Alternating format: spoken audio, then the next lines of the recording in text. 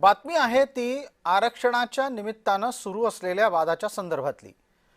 आरक्षणाच्या संदर्भात आणि खास करून मराठ्यांच्या आरक्षणाच्या संदर्भात मंत्रिमंडळाची उपसमिती स्थापन करण्यात आली आहे। मात्र या उपसमितीनं बघ्याची भूमिका घेतलेली आहे।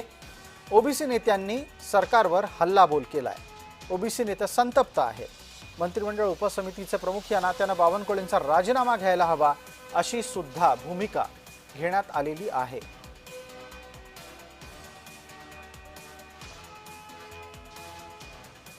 एवढ्या जागा दिवसा ढवळ्या आमच्या लुटल्या गेल्या आणि मंत्रिमंडळ उपसमिती फक्त बघ्याचीच भूमिका घेण्याचं काम या ठिकाणी केलंय।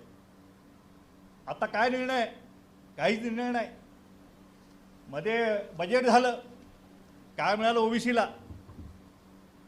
25,000 कोटी मराठा समाजाला दिले, आम्हाला किती मिळाले आणि का मिळत नाही?